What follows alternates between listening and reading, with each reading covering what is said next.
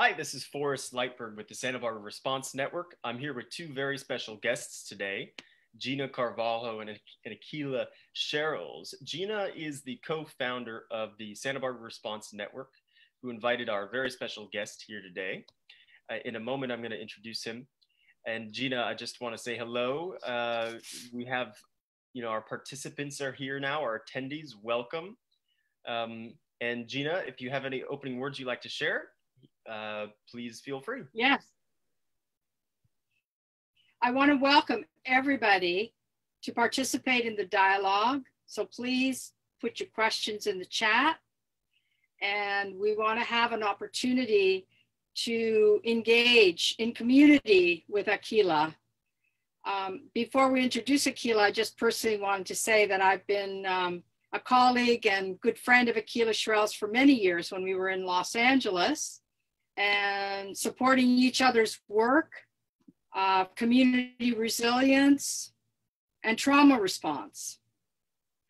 Aqeela has been to Santa Barbara to support our efforts here on several occasions to deal with trauma, violence, abuse. So I'm really very pleased that he could be here today to talk with us about all of the things that are not just in the media, but around the world. And it's like the Band-Aid has come off and we're all talking about not just race, but trauma.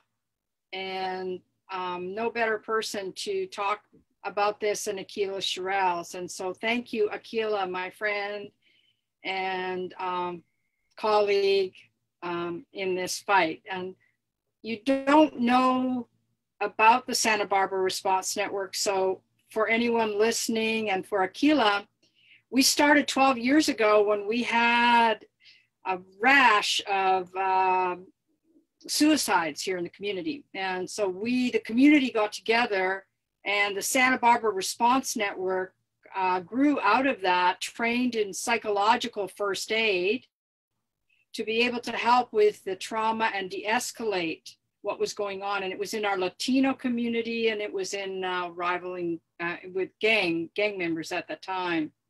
So we were able to bring that down, train our community members. And since then, SBRN, the Santa Barbara Response Network, has been in full force for 12 years. So we have a street model called the Compassion Patrol and compassion centers that we set up when there's mass traumatic events, which unfortunately Santa Barbara's had many of those. So I just want to put that as a springboard out there that we are in conversation with two very similar models. And so that's an introduction to what SBRN is doing. So welcome, and we look forward to the conversation today. I want to introduce Aqeela here, just give you his formal bio, and then we'll bring him up here, and we'll have a really nice conversation together, a dialogue.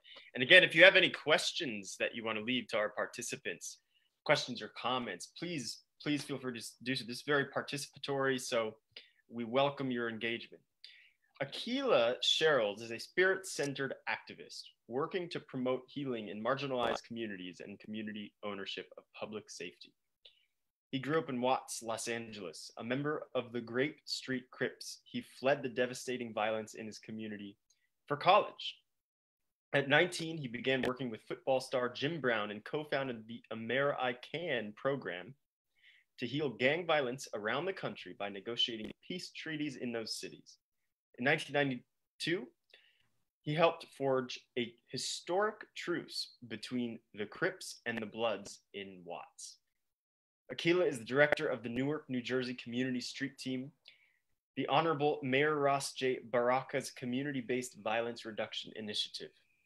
He is a fellow with the Just Beginnings Collaborative, a national network of leaders and organizations working to end child sexual abuse.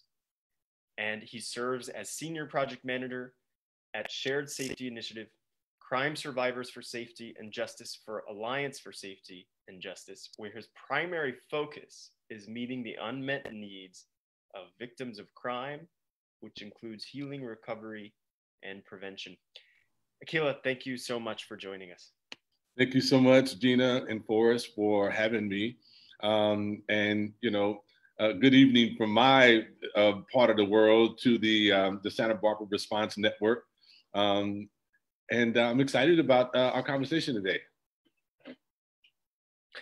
Absolutely. We're really thrilled to have you here. Wonderful.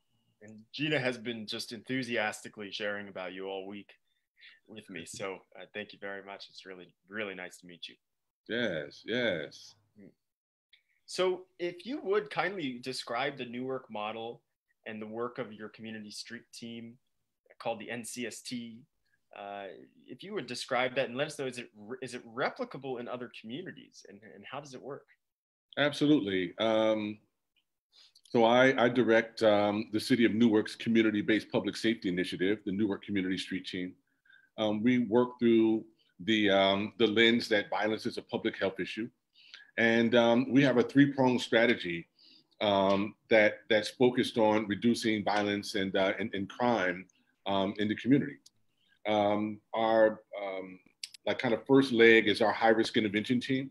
We employ credible messengers. 98% of our staff are all residents of the communities in which we serve, to do intervention, individual and group intervention, for both kind of recent and historic conflicts in the neighborhood. We have a safe passage team in terms of working in and around schools. We did a study with the Department of Health in the City of Newark, and we discovered that most of the violence that was happening happened in schools. Things happen in schools during the week and spill into the community on the weekends and vice versa. So we employ about 21 individuals as outreach workers who, every morning from 7:30 to 9, and then from 2:30 to 4 in the afternoon, we make sure our kids go to school safely, that they come home safely. And during that time, we also kind of help them to mediate conflicts and provide hardship assistance. 8 of those outreach workers are also case manager mentors. We mentor through a case management model with that system. And it's also an opportunity for us, it's our forward-facing initiative, to literally change the perception of these individuals who are formerly justice involved. Because we don't write off anybody in these neighborhoods, because it's important that we understand that people are redeemable. Our third leg is our victim services strategy. This is the kind of like our theory of change, because our belief is that if we better serve victims and survivors of violence and violent crime, then we prevent them from becoming perpetrators, right? And so we have a full-time victims advocate that helps individuals who are victims of violent crime complete their victims of crime application through the state, help them, with emergency relocation if necessary. We provide pro bono legal services for folks. And then we kind of wrap all of this in our advocacy work. We host a bi-monthly public policy or forum called the Public Safety Roundtable. It happens every other Tuesday. And it's a way for the community to hold law enforcement, hold elected officials and community-based organizations who get resources in our neighborhood to provide services accountable. The Public Safety Roundtable has become one of the most important kind of social forums, our policy forums in the community over the past 3 years, because we're able to change administrative as well as policy things. Like, for example, in our neighborhood, 90% of folks are actually disqualified from receiving victims of compensation services, right? Because of this thing that's in the state law called contributing behavior. So if Raheem is, if he's selling drugs and he gets shot and killed while selling drugs, the state would automatically disqualify them from receiving services. So the family wouldn't be able to access victims of crime dollars to be able to bury their loved one. So people can't even afford to die in these neighborhoods, right? And so one of the things that we were able to do in working with our local PD, because we're a complementary strategy to law enforcement, right?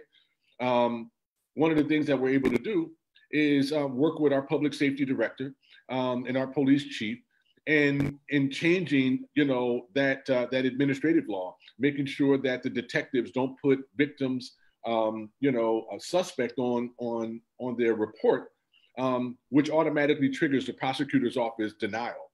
In addition, we got the prosecutor's office and the attorney general to put up, like signs all over the community, because we did a national report through the Alliance for Safety and Justice and discovered that less than 20% of people even know that victim comp exists. And they don't know the difference between victims compensation and victim services, right? And so these pieces all work together as a part of our intervention strategy to reduce violence and crime in the neighborhood.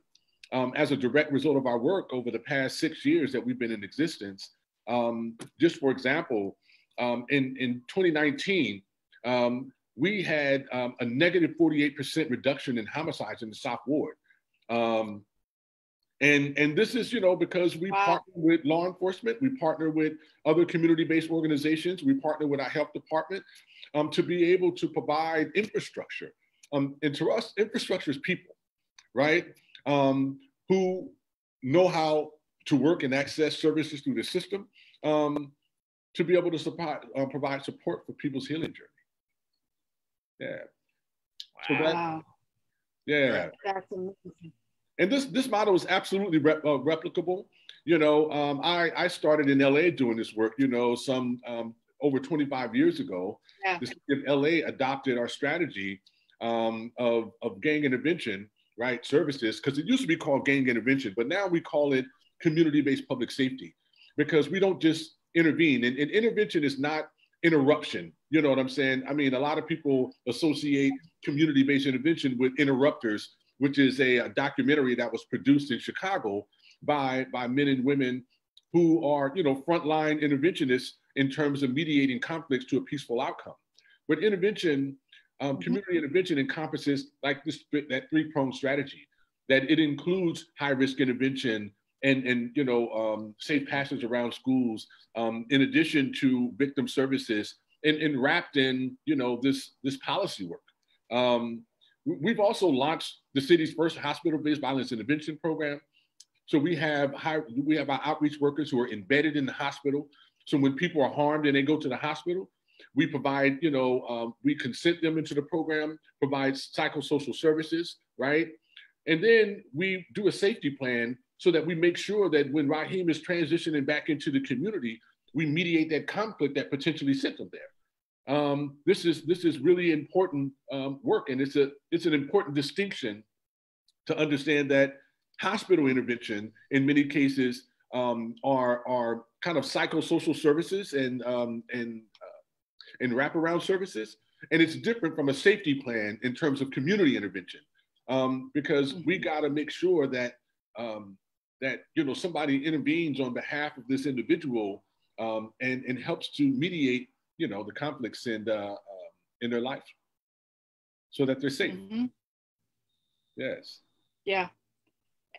Now, one thing about hospital intervention, just one thing, because you and I have worked together through my work at the Glendon Association, where we first were affiliated, and I'm still at Glendon looking at trauma and suicide and violence.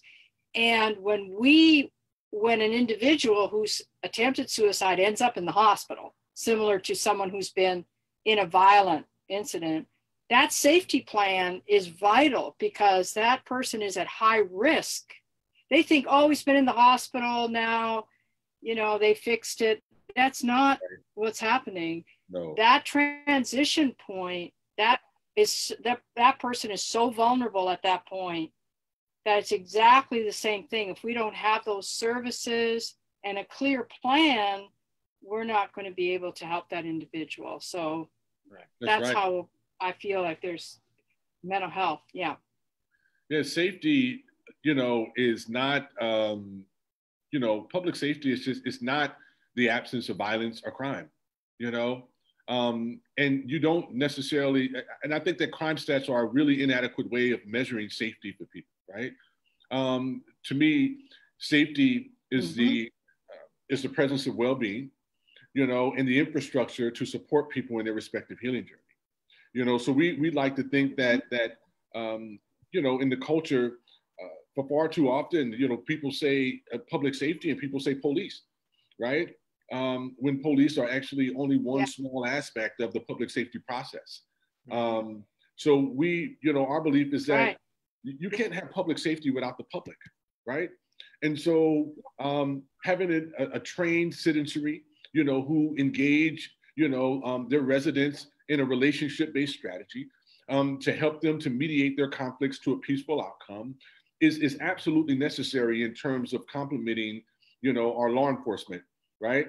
In many cases, you know, most cities across the country, less than 20% of police officers actually live within the city limits and in the communities in which they serve. So they're parachuting into the neighborhood to arrest and to detain and then parachuting out is ineffective in many cases, right? There's been studies now all across the country in cities like Los Angeles and Richmond that have had 10 years of data now that basically shows that community-based intervention actually works, you know, in most cases, even better than law enforcement, right? In LA, the Gang Reduction Youth Development Program, the success of their strategy has saved the city almost $100 million, right? And prevented some 58 murders. And this is the data, you know, whereas, you know, there's been a big debate, you know, currently in the city of LA in terms of law enforcement because of the public execution of George Floyd, right? Around, you know, defunding, you know, police. Now, you know, I'm an advocate. You know, I believe that we should reduce the police budgets in cities. LA, $1.89 billion of resources, you know, goes to LAPD. That's almost 60% of the city's general fund. They take away from parks. They take away from, you know, youth programs and services. All of these types of things in the name of policing. You know, not public safety, in the names of policing, to try to address violence in cities. And the reality is that, you know, we don't need to invest that much money in police, right? Because there are complementary strategies, there's alternative strategies, and it needs to be really a gradual kind of approach to reallocating some of those dollars towards strategies that have been highly effective at reducing violence and crime in the city. Sure. Yes, it's a very unfortunate phrase that they're using now, defunding police. As I said, it's scaring people. What are we going to do? It's making them feel unsafe. What they really were saying is take some of those dollars to look at what other services, mental health services, trauma services, just being able to, as you're doing, bring up the financial well-being of a community, rebuilding that. So we're just shifting the funds. We're not defunding. We're shifting the funds from a punitive model of law enforcement into other services that are going to assist in the well-being and recovery and healing of a community. That's right. What I see. I don't know if I'm wrong. I wanted to ask you what you see as defunding, you know? Yes. Defunding gives a lot of people the impression that they're saying, let's abolish the police. Right. And to me, I really like and admire what you've done, because it's not about abolishing the police. It's a complementary approach. That's right. And shouldn't we be shouldn't cities be managing their budgets well everywhere? I mean, and if that much money is going to police, that definitely, in my opinion, should be an area that's looked at. We don't want to do it in a way that reduces public safety, but we also don't want to, we want to approach it well. We want to approach it in a well-rounded manner. And I think that's something that you're bringing to the table here, which is very impressive. Absolutely. I mean, you know, in a city like LA, I mean, you know, LAPD through excessive force issues and some of, you know, the law enforcement involved shootings have cost the city hundreds of millions of dollars in lawsuits, right? And it's, I believe that, every city has a different, approach, right? In 2000, in the city of Compton, which is right next door to the neighborhood I grew up in, they disbanded the police department in Compton, and they brought in the sheriff's department to provide policing, for the city, right? Camden, New Jersey, also went through a process in which they disbanded the police department, because the reality is that, listen, it's, some police departments are just absolutely broken, right? And I think that, people in the city of Minneapolis are saying that, that is the case in terms of Minneapolis, right? And that they need to look at alternative ways of being able to police their city, because the truth of the matter is law enforcement and policing is rooted in a long history of violence perpetrated against communities of color, right? A lot of people don't know the history of police. It started out essentially as a force to apprehend, enslaved people, and bring them back into bondage. This is the history of policing in our country, and believe it or not, it hasn't changed a whole lot in many cases. You have white supremacists who are present in police organizations, and that structural violence is being perpetrated against communities of color like far too often. This public execution of George Floyd is an inflection point, for policing in this country.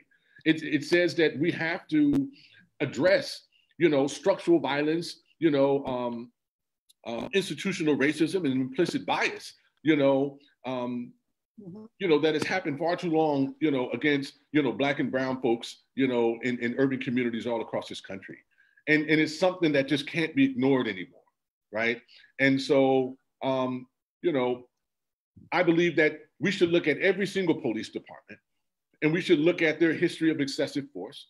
We should look at, in the city of Newark, we've had a consent decree because the history of the Newark Police Department up until 6 years ago, where the mayor, Rashid Baraka, took over the strategy and rearranged its approach, hired a public safety director and a chief, right, that who are both from the city, and began and put in a community-based public safety initiative as a complementary strategy, and really turned the violence around, right?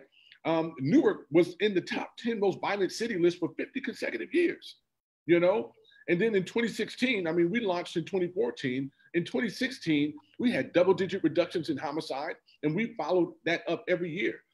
2019, we had a 30-year low, in terms of homicides in the city. We literally cut our violence in half in 6 years. And this is because of, one, great leadership.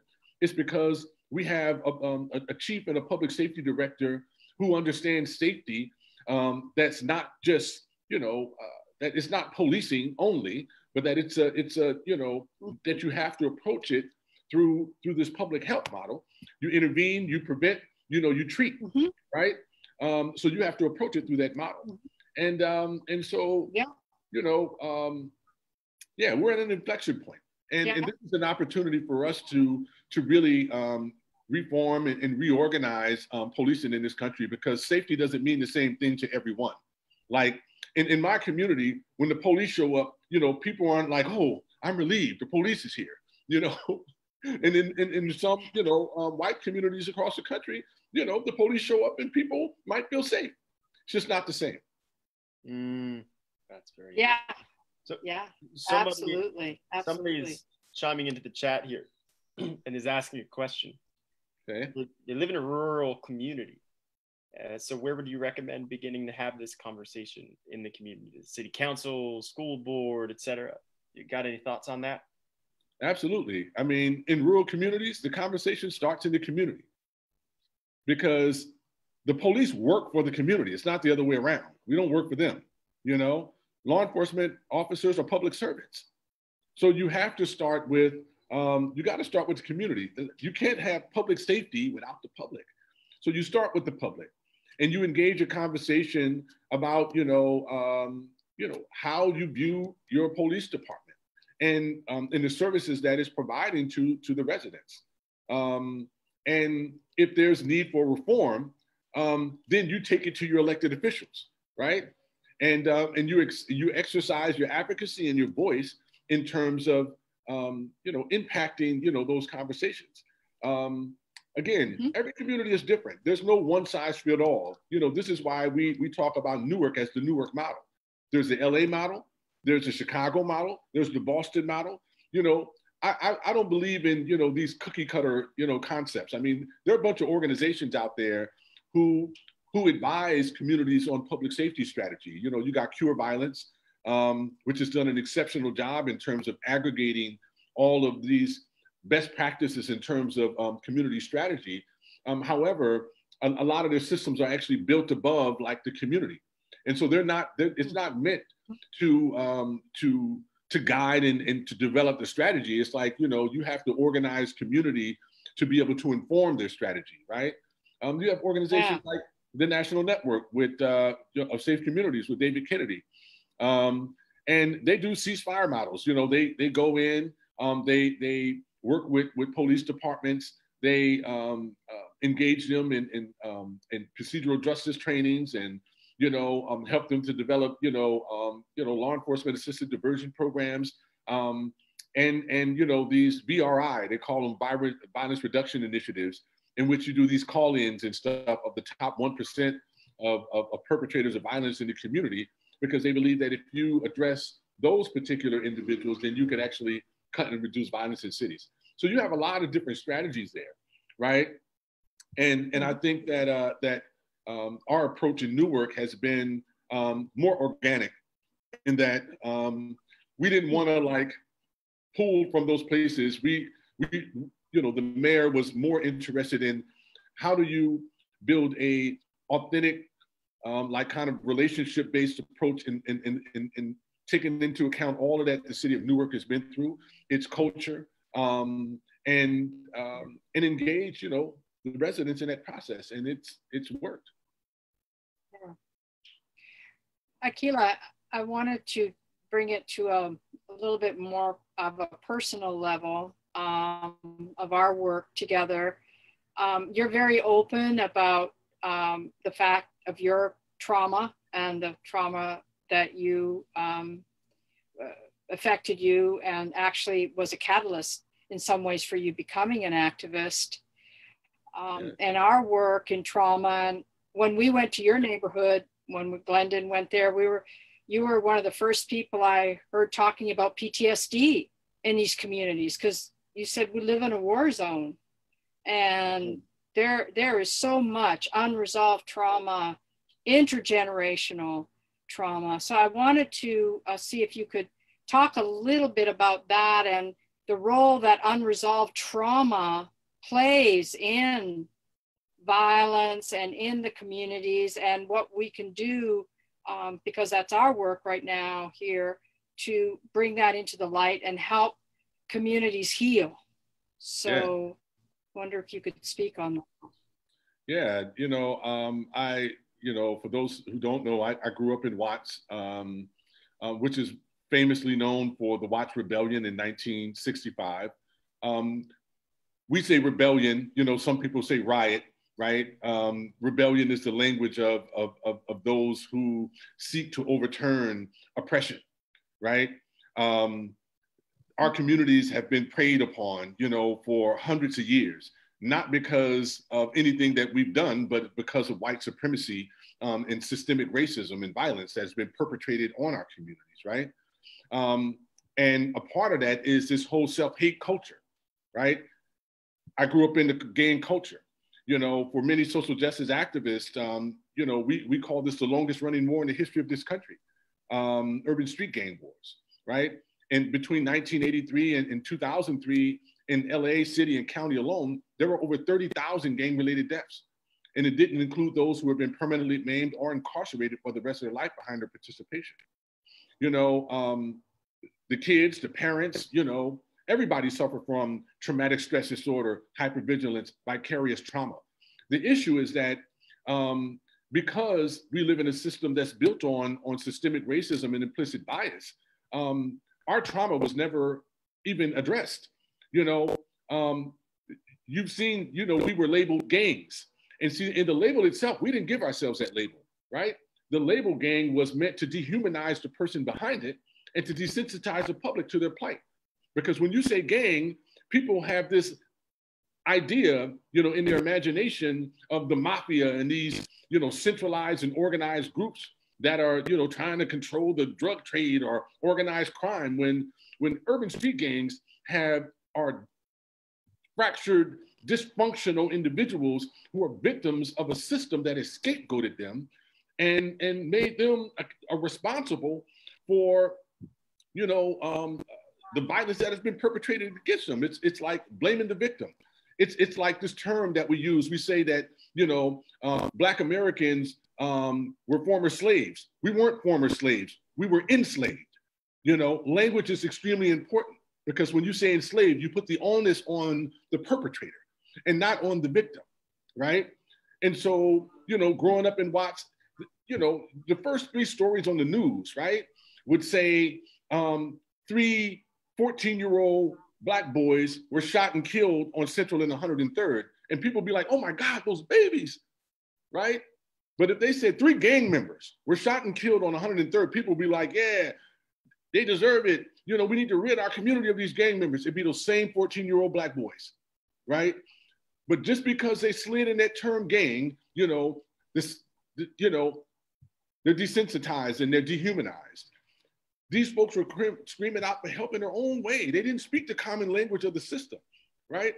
And so a lot of our work was meant to humanize, you know, folks in this neighborhood. In 1992, we organized a peace treaty that changed the quality of life in our community, right? We brought in media and we sought to build, you know, we brought in life skills and we brought in trauma training, because we were like, hey, we know how to solve our own problem, even if the system is denying us, you know, access to resources and services. You heard me talk about victims' comp. You know, victims' comp is probably one of the only departments in the state that has a surplus of money. But you see, in our community, Black people don't identify as victims, you know, because it has a negative connotation. And so there's always been a really strong victims' rights movement in this country, right? And primarily, victims are upper middle class white women who are survivors of domestic violence and sexual assault in most cases, right? And so, we weren't seen as victims, we were seen as perpetrators, right? And so about 7 years ago, I founded an organization with folks from the Alliance for Safety and Justice called Crime Survivor for Safety and Justice. We're now in a 42,000 member organization nationally in 27 cities across the country.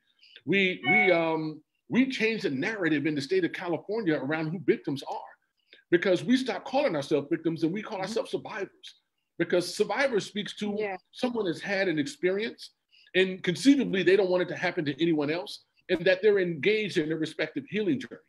And so we're not against the victims' rights movement. We were like, hey, we empathize with you.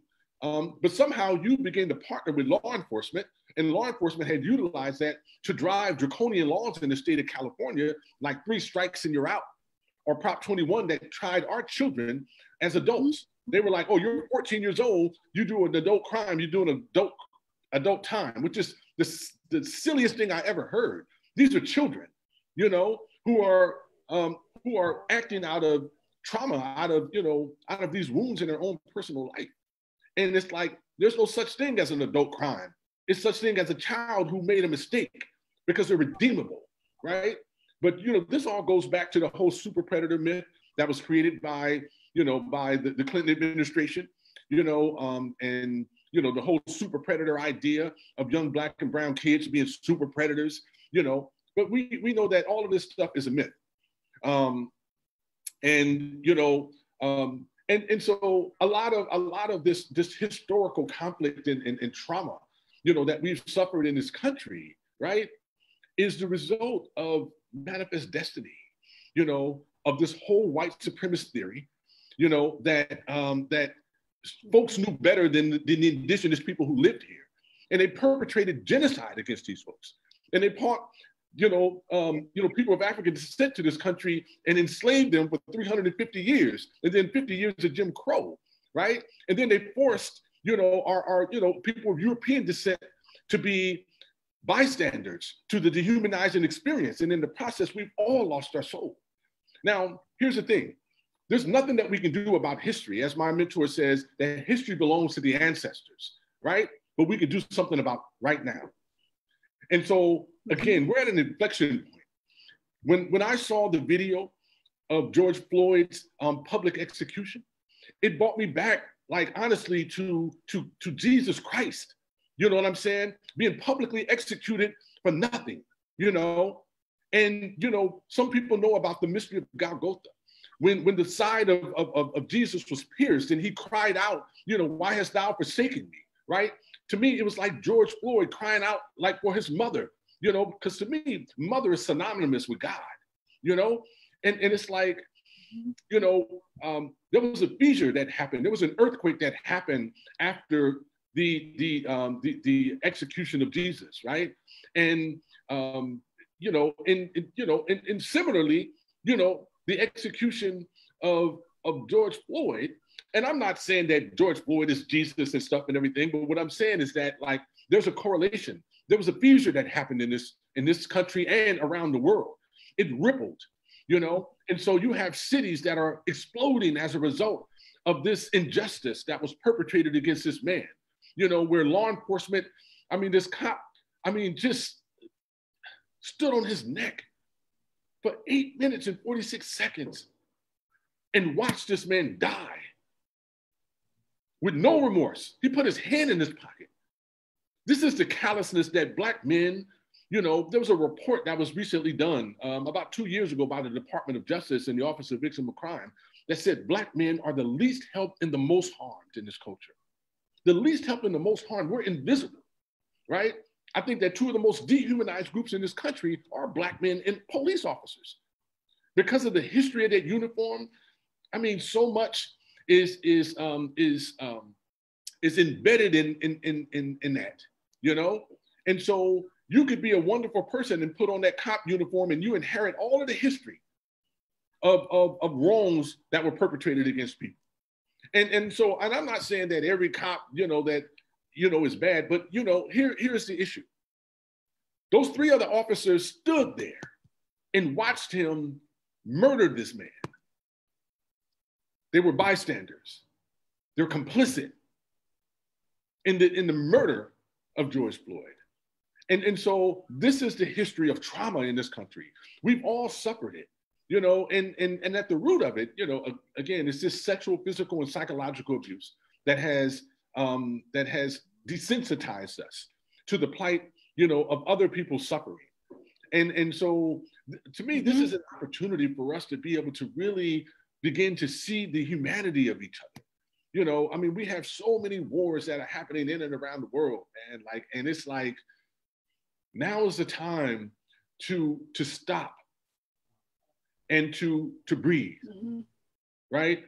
Because when we do deep inhalations and exhalations, the oxygen fills the blood and it permeates the imagination, and it allows the etheric energy in the body to move, which allows for new things to actually enter, And so we're at an inflection point. And I hope that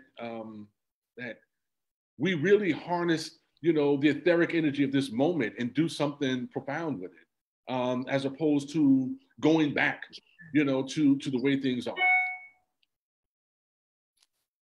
Absolutely. Absolutely. And you have, that was just so articulate. And I felt so much for when you were talking, not being a Black person, but hearing you speak. I have so much that I want to learn, and not so much that I want to be part of what's going on right now, and having this conversation is a part of that. But there's so much healing and so much we need to learn, and so much we need. And you're doing something right now in Newark and in many, I know in other places, that can really help us move that forward in our communities. It's very doable. It's very I mean, it's hands-on, it's community, it's going to help. I mean, I can see the healing happening where you are. So thank you so much for your work and for sharing your personal feelings with us and what you're doing. And I really do hope to have you back and have you help us here to create that kind of system, and not just response in the community with us, you know? Yes, absolutely. Yeah. Or should you have... What I would like to hear, I would love if you would articulate to all of us the vision that you hold for the kind of society you want to see. Like you were just discussing the incident with George Floyd, and that there's a moment here that we can grab to move our evolution forward in our interpersonal relations and interracial relations, etc. So what is the vision that you hold for our society? I would love to hear that. I think, you know, I was just saying that, you know, we need a new movement in this country, right? You know, I think that, you know, the public execution of George Floyd is a moment, you know, for us to pause. And I think that it's an opportunity for us to create a movement. And I don't just mean like, you know, a movement in which we march and protest. And not to say that those things aren't impactful, right? But we need a movement of the heart, right? We have to, you know, when you speak deep secrets and shames, right? You give other people permission to do the same. And I think there's a level of truth telling that's being allowed to happen now, right? Absolutely. And so there's an opportunity for us to speak about the things that have impacted us. You know, we're not our experiences, right? We're not the things that have happened to us or the things that we've perpetrated. Those things are actually informing who we become. They don't define who we are, right? Yeah. And so I think that we need a new movement in this country. And, you know, for a long time, I called it the reverence movement, right? Reverence is the quality of attention that you give to someone and the intention to relate meaningfully, right? It's about seeing the glass as half full as opposed to half empty. It's seeing vulnerability and humility as strengths as opposed to weaknesses, right? It's a shift in perception. It's not what one sees, it's how one chooses to see, right? It's how you choose to see. And so, you know, and to me, reverence is about creating intentional space, supporting people talking about the deep secrets and shames in their personal life as a way of accessing the gift of who they are, right? And so we have to create more intentional spaces in community for these authentic dialogues and conversation to happen. And specifically around race dynamics. We haven't had that conversation in this country yet. You know, what has happened to Black Americans, and Black Americans have had a unique experience in this country, you know, and I would say including Native American people, you know, we've had a unique experience in this country, you know, and it's rarely ever like talked about, you know, and you know, W.E.B. Du Bois said it best in his book that he wrote in the early 1900s. And it's called The Soul of Black Folks. He said that the collective suffering that Black people have experienced in this country is our birthright, you know, because where the wounds are, it's actually where the gift lie, right? And so he said that as a result of this suffering, we've developed this, you know, this capacity to see deeply and to feel deeply into things. It's a double vision. He said that we're savant-like in terms of our nature, right? As a result of this. And because not only do we see the world through our own lens, you know, I mean, not only do we see the world through the conceptual lens of the colonizers, but we also have our own conceptual view of the world, right? Yeah. And so we have something really deeply profound to share. And as I was saying that, you know, in this society, no one, I mean, to me, the original wound in this country is a sexual, physical, and psychological abuse that we all suffered. You know what I'm saying? In terms of colonization, you know, it's like the sexual, physical, and psychological abuse that we experienced in the culture, nobody escaped it, you know. And as I was saying, like, you know, the genocide of Native people, you know, the forced enslavement of people of African descent, you know, the forcing of people of European descent to be bystanders, because this was a small group of people actually who created this whole race-based culture. You know, I don't believe that every white person is bad or evil. Now, I believe that we're all racist, right? Black people were taught to hate themselves in this country, and every single day we have to, you know, struggle with that, you know? And so unless there is authentic dialogue and conversation, we can't get past it, you know?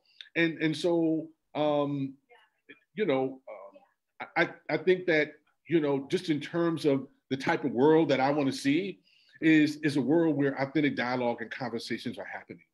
And we're not defining people by their experience, you know, but we're allowing that to inform who they're becoming, right?